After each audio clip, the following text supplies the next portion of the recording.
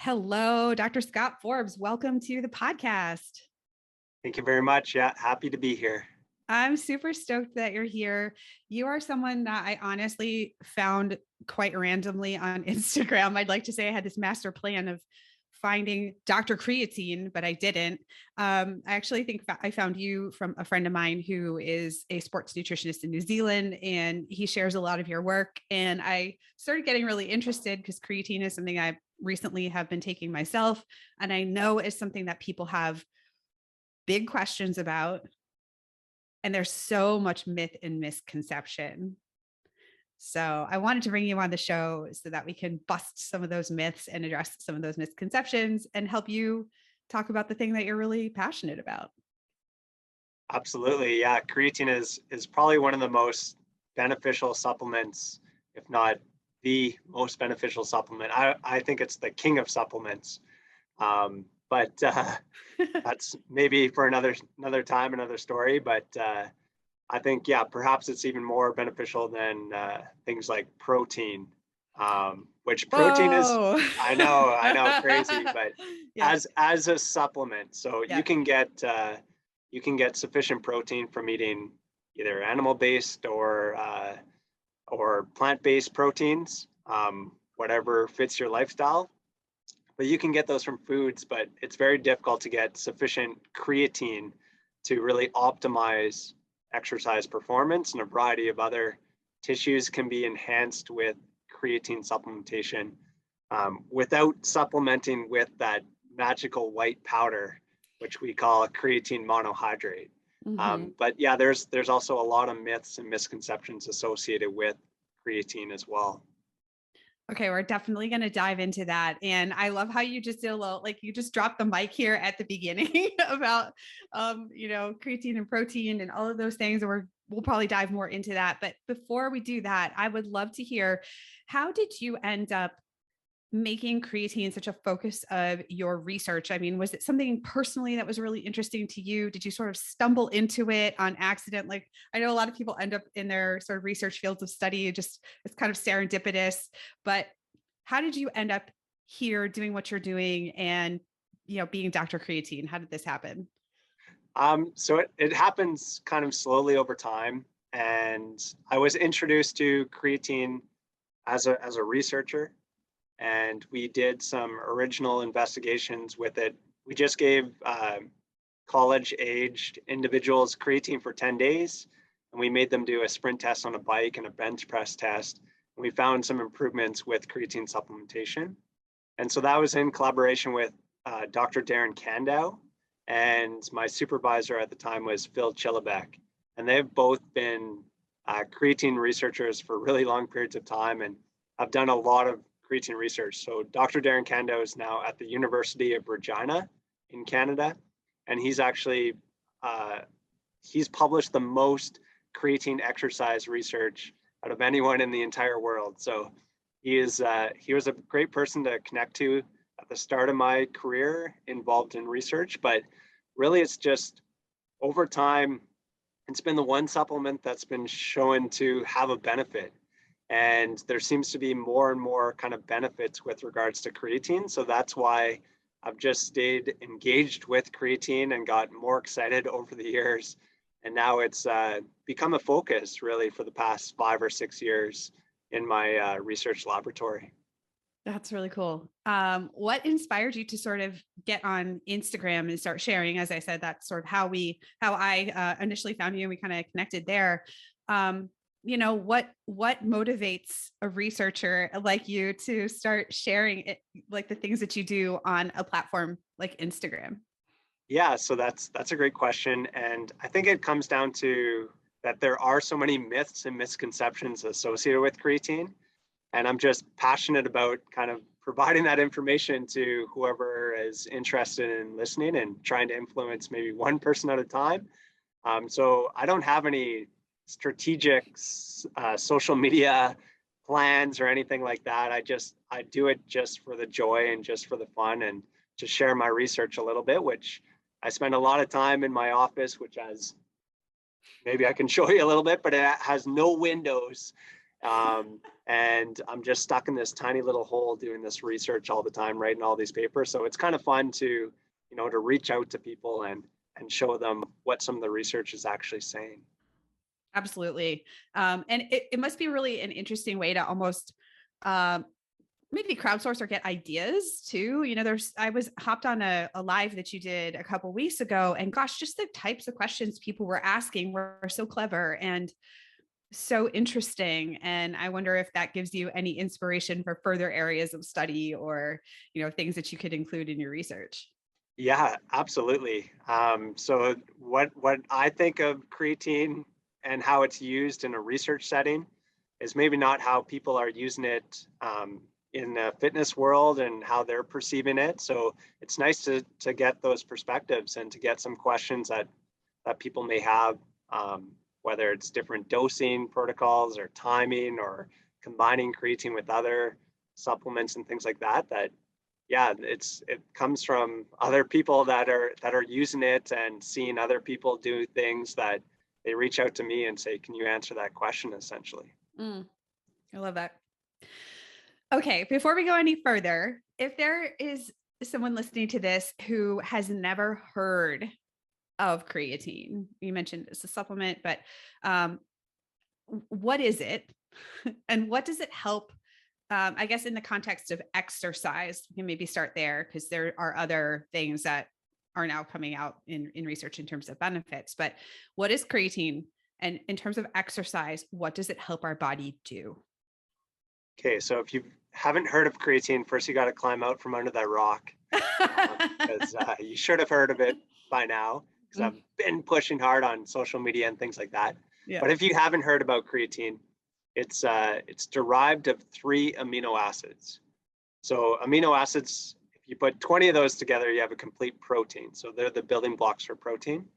But you just take 3 of those and you put them together and you get creatine. And you could actually create creatine within your body. So in your liver and your kidneys, they create creatine. And that eventually can get into the muscle.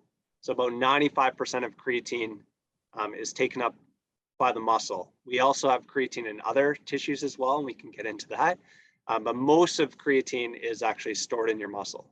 You can also get creatine from food sources as well, and those are mostly animal-based. So things like fish or red meat contain a fairly high concentration of creatine. And so if you don't eat animal-based products, then you tend to have lower amounts of creatine in your muscle if you're a vegetarian or a vegan, because you're not eating an animal-based diet. And just because those are the foods that contain creatine. So you can get it from food, your body can produce it, and most of creatine is stored within the muscle. And the way that creatine works is once it's in the muscle, it gets converted to this molecule known as phosphocreatine. And phosphocreatine can be broken down to create ATP, which is like the energy currency within the muscle. So if you're doing exercise, then you're using up ATP. You have to replenish that quickly. And this is one energy system that you can use to do that. So it's really beneficial for high intensity exercise, things like sprinting or lifting weights, for example.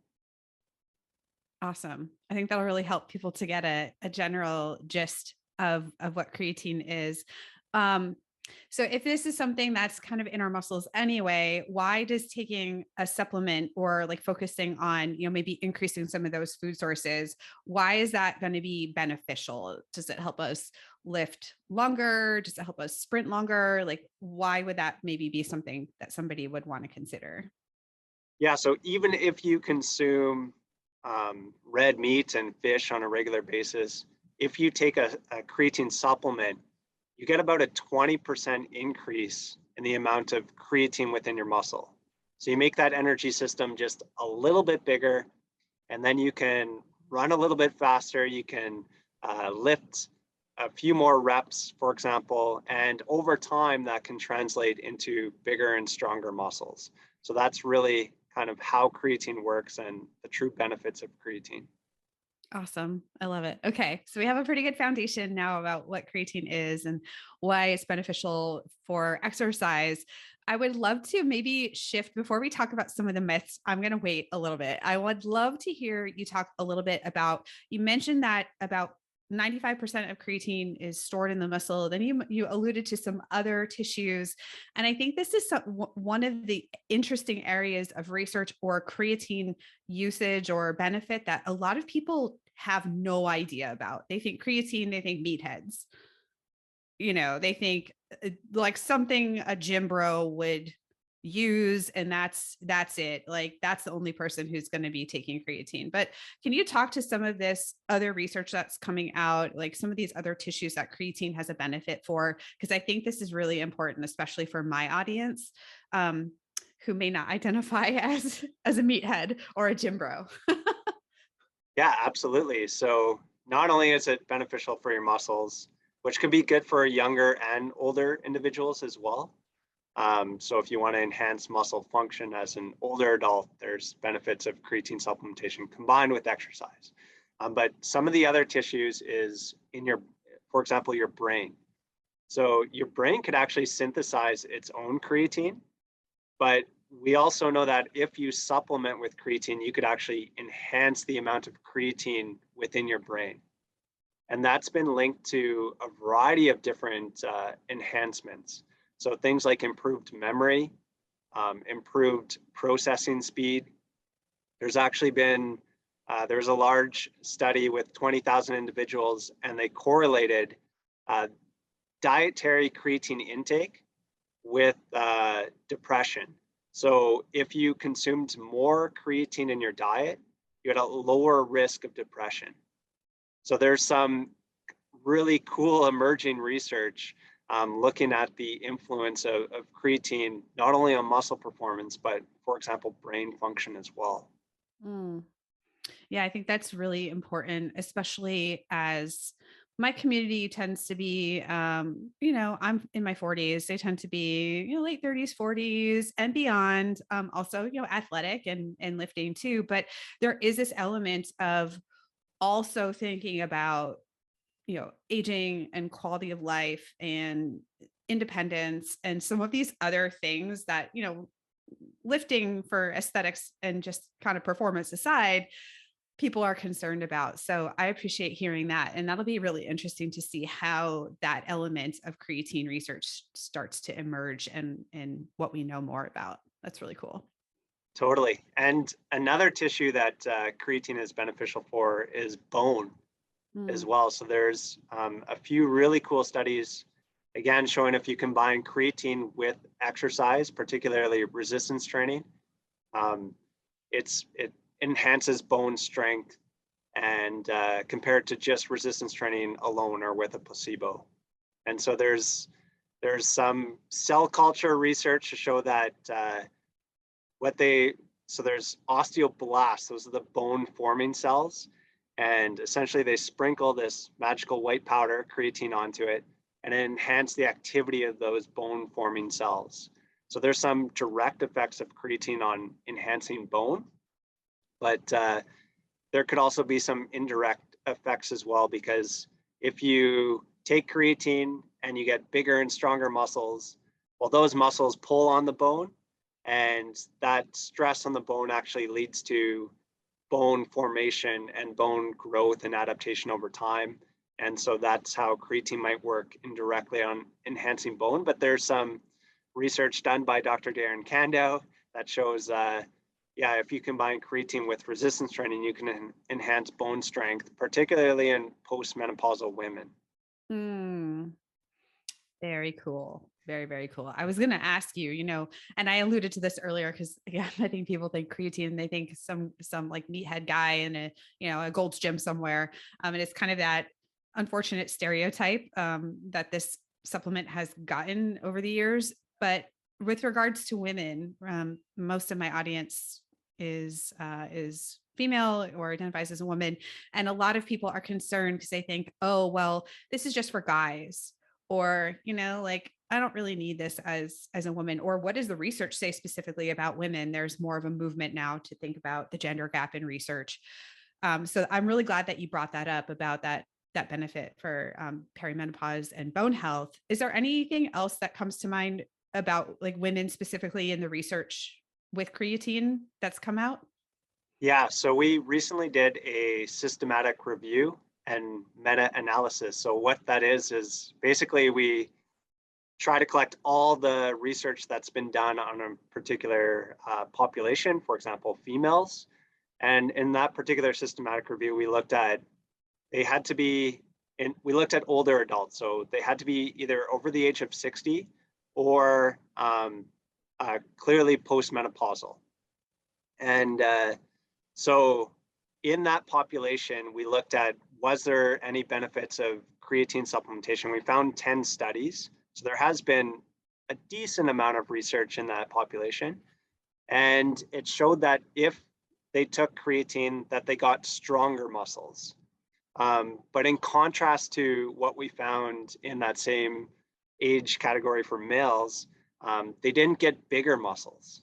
So it did not enhance muscle mass, but it enhanced muscle strength, which is kind of interesting because I think a lot of females are actually concerned about, getting really bulky and big and gaining all this muscle mass.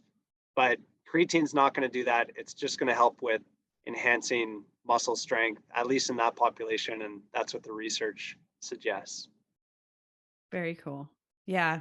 I know like muscle size and sort of being able to pack on the muscle is a little bit of a personal preference for some people.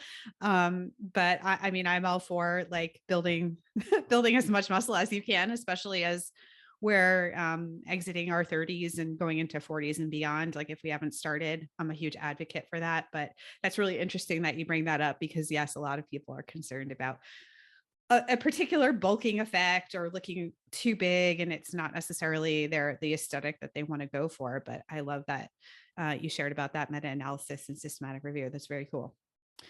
Okay, let's jump in then to some of these myths about creatine.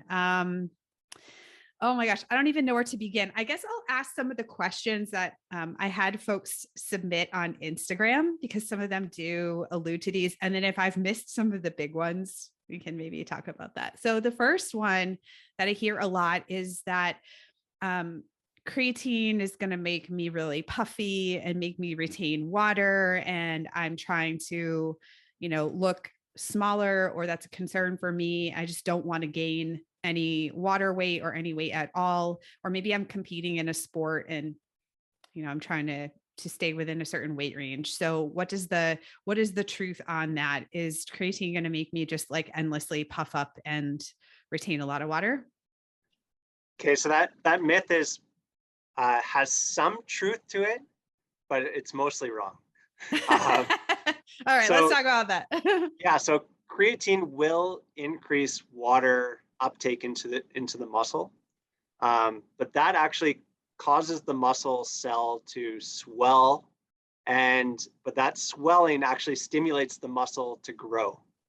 So that causes a whole cascade of events that ultimately increase what we call like muscle protein synthesis and the building of muscle. So that's actually a good thing for that to happen. And that's one of the mechanisms where creatine enhances muscle growth and enhancing muscle mass over time is through increasing water uptake into the muscle cell. So yes, it will increase, at least over the short term, water uptake, but that's stimulating the muscle to grow, and that's actually a good thing. So if somebody says, oh, I'm gaining a little bit of weight and water weight because of taking creatine, I'm like, that's awesome, because that's actually stimulating the muscle to grow. So just, be patient, wait a little bit, and you'll actually have bigger and stronger muscles over time. That's very cool. Is that effect somewhat temporary? Does it go away, or does that effect last as long as somebody is like loading creatine, for example? Yeah, so it seems to be a much bigger effect when they're loading creatine. And there has been some research even showing, for example, 8 weeks of supplementing with creatine, that your body does a good job at controlling how much water is in cells and out of cells and things like that. And there was no difference actually between a creatine group and a non-creatine group after 8 weeks. Oh, very cool. Okay, next myth. Creatine is going to ruin your kidneys. True or false?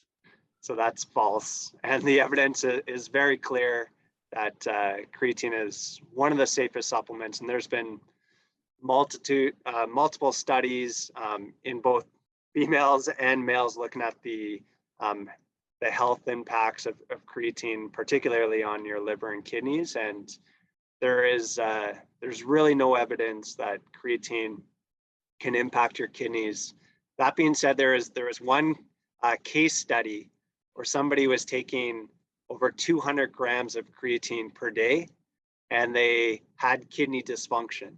So there is a published case study that where somebody had a self-report of taking over 200 grams of creatine. So if you take 200 grams of creatine, you're taking too much. Yeah.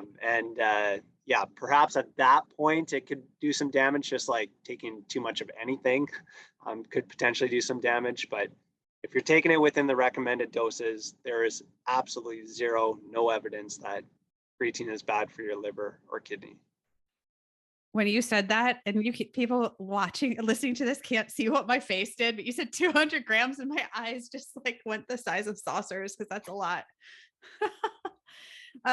Okay. Another myth that I hear a lot is that there's only one way to load creatine, or you're loading it wrong, or you should only be taking it at a specific, time of day. And if you miss this time of day, or if it's not before your training session or whatever, like you're going to not get the benefits. So maybe let's talk about that a little bit. Is there a specific time of the day that's the right time? Is there a specific way that you have to load or kind of take creatine, or, what does the research say on that? Yeah, so we've been trying to answer that question with a few recent studies, actually. So going to the timing effect, there was some research to show that if you take it closer to your training session, that can maximize some of the benefits of creatine. And there was some research looking at taking creatine before training versus after training. And there was a small benefit to taking creatine after training compared to before. But those studies were quite small and quite limited. And so we've recently ran what's known as a within subject design study, which is a very strong, robust way to truly see if timing makes a difference. And so what we did was that we had participants train one side of their body one day, and they got creatine before training. And then they had to train the other side of their body the next day, and they got creatine after training. And so this helps to control between subject differences. So that could be like, we could have different genetics or different protein intake or different sleep, all these things that could potentially influence training adaptations over time. We control for that using this within subject design. And when we do that, we found no effective timing. So it didn't matter if you took creatine before training or after training. We've also done a study, creatine during training, also effective as well. So I still recommend to take it close to your training session. But it doesn't matter if you take it before, during, or after your training. With regards to loading, there's two strategies. So one, you could do a big loading phase. So usually you take 20 grams per day, and that's separated into 4 doses throughout the day. So you take 5 grams in the morning, 5 at lunch, 5 at dinner time, and then 5 before you go to bed. So that's 20 grams in a day. You do that for 5 days, and you get a 20% increase in the amount of creatine within your muscle. We also know that you can take a lower dose, like 3 grams per day, so much lower than 20, and not even close to 200. You can take 3 grams a day. At 28 days, you'll have a 20% increase in the amount of creatine within your muscle. So do you have to load and take 20 grams per day for 5 days? No, you do not. It might just take a little bit longer with a lower dose to saturate your muscles. Awesome. All right. I appreciate hearing those two things. And I think that gives people flexibility and options. I think so much of what we hear is people are worried about doing it wrong, or if they, quote unquote, do it wrong, there's not going to be any benefit. And I think that, even what you shared relative to timing is kind of freeing for people. I know sometimes I get it before my workout, sometimes I take it after, but I think that opens up some flexibility, and really, I think personally, if we're stressing about like, if we're adding stress about like our supplements and are we taking them the right way or the wrong way, like it can just be a lot of unnecessary worry and complications. So I appreciate that. With regard to one of the questions I got on social media was, if I've been taking creatine for a certain amount of time, should I come off it for a while and then start it again? Or is it okay for me to just keep taking it forever? That is a great question. And there's actually there's actually no science that's compared like cycling on and off creatine compared to just taking creatine continuously. We do know that you can take creatine continuously. We've done studies up to 2 years in duration, and that's perfectly fine and safe to do. But we don't know if there's a difference between cycling on and off creatine versus taking it continuously. So we're currently planning that particular study. So hopefully we can have some answers relatively soon. But we do know if you go off creatine, it takes about 4 to 6 weeks for your that additional creatine within the muscle to go back to baseline.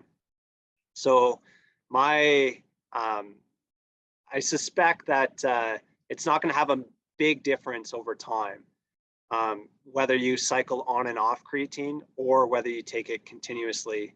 So again, I think that's kind of nice. It gives you some options. Creatine's a relatively cheap supplement, but if you're only taking it half the time, cycling on and off every 4 weeks, then you're going to save a little bit of money that way as well. So I'm pretty cheap. So that's a strategy that I usually do. But again, there's no science to really show that you have to cycle on and off versus take it continuously. Okay, cool. Well, hopefully we'll look for some updates as your data comes out and you're able to maybe draw some conclusions.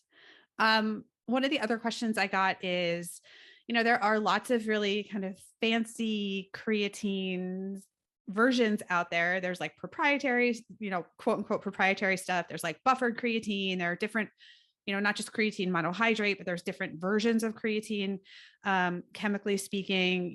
Can you speak to any of that stuff? Like, should we be opting to spend a little bit more for the fancier, branded creatines, or is just like straight up creatine monohydrate good enough? Yeah, that's a great question. And the short answer is creatine monohydrate is the best. So there are numerous alternative forms of creatine. And yeah, if you go to a supplement store, they're a lot more expensive and they'll try to sell you and market that, these are buffered forms or they enhance absorption or they're better for you. But right now there was a recent systematic review, another one of these reviews on looking at alternative forms of creatine, comparing to creatine monohydrate. And there was no consistent further benefit with those alternative forms. And again, creatine monohydrate is it's the most studied. So there's a lot of literature to show that it's safe. We know that it's effective and it's the cheapest. Again, so coming back to there, so you can save money buying this creatine monohydrate versus these alternative forms. Awesome. I think people will appreciate knowing that as well. With regard to other supplements, I've gotten some questions about, should I, will it enhance the effect of creatine and or the other supplement if I combine supplements together? I think folks are always interested in, if a little bit of this is good, then maybe combining it with something else is even better. What does the research say on any of that? Like, are there any kind of synergistic supplements that you can add when you're taking your creatine? Anything to note there? Yeah, absolutely. So if you combine creatine with carbohydrates and or protein, you can, both protein and carbohydrates will stimulate insulin, and that's going to help with creatine uptake. So you can get more creatine into your muscle by combining it with other supplements like carbohydrates or protein. And then we also know that, again, there's some research done in the early 2000s where they had creatine and protein versus just creatine. And they showed that you got bigger and stronger muscles when you had creatine and protein. And so that's probably the ideal supplement combination. We know actually recently that if you combine creatine with caffeine, that might actually impair some of the benefits of creatine. And so it was limited based off the sample size. So we fell into the pandemic and we had trouble with recruitment and finishing the study. So I would look at it as kind of preliminary or pilot data, but we showed that creatine group got bigger and stronger, and the group that got creatine and caffeine didn't get as big or as strong. So there's some impairment associated with taking creatine and caffeine at the same time. So I would suggest if you're combining supplements, creatine and protein, and to avoid creatine and caffeine at the same time. Very interesting. I think that's important because some people will take, even a pre-workout supplement that has, stimulant has caffeine in it, right? Caffeine being an ergogenic aid in a lot of different ways. So that's really interesting. I appreciate that. Anything else that you can think of that we didn't cover for like myths or misconceptions or things that really bug you and you're out here to squash? Yeah, there's one that I want to end, but it's difficult for me to actually end this myth. But the myth is that creatine causes baldness. So Yes, your viewers yes. maybe not they probably can't see me, but I'm lacking hair, so I'm definitely going bald. But there's a study in rugby players where they showed that in individuals that took creatine, they had a greater conversion of testosterone to dihydrotestosterone, or DHT. And DHT has been linked to male pattern baldness. So now people have heard that, and everyone says, oh, creatine causes baldness. But there's no evidence that creatine in fact causes baldness. So that's one myth that I want to end. And it's not true that if somebody says that, it's definitely not true that creatine causes baldness, but I'm not a very good advocate for that. So I need more females or individuals with hair to advocate with me to say that creatine does not cause baldness. Okay, I like that you brought that up. I've been taking creatine now for, it's interesting because I've been an athlete for years and years and years. I was a cyclist, then I was basically doing CrossFit and Olympic lifting, and now I do, strength training on the side and Brazilian Jiu-Jitsu. And I've only recently started taking creatine within probably the last 6 months and have noticed a big difference. I'm almost 43. So that's just kind of my personal testimony, but you can see I have more hair than I know what to do with. And I have not noticed any excess, hair shedding or hair loss in any way, shape, or form. So I can be your co-advocate on that. Awesome. Thank you very much. Oh, well, this has been so great. I really appreciate you, bringing your expertise here, busting some of these myths, like giving us the science. I appreciate especially hearing from your perspective and hearing you talk about the difference between, these are some like small studies or pilot studies. This is correlation. This is, systematic review and meta-analysis, and really looking at that hierarchy in terms of research, I think is something that we don't talk about enough out there in the world. You just hear little sound bites and snippets. So it's really great coming from a researcher specifically. And I really appreciate it. I know people are going to find this useful and helpful. And, we're going to be out there continuing to probably bust these myths, but I hope that this podcast will go a little ways to helping people understand the science and the reality behind it. So I really appreciate it. Awesome. If people want to follow you on Instagram, which I highly recommend, where can they find you? So my Instagram name is Scott_Forbes_PhD. And you can find me on Instagram. And I try to answer as many questions there as well. So if any of your viewers want to follow me and have any questions, they can reach out and direct message me on Instagram. Awesome. Thanks so much for being here with us. I really appreciate it. And it's just great to chat with you. And thank you. Thanks.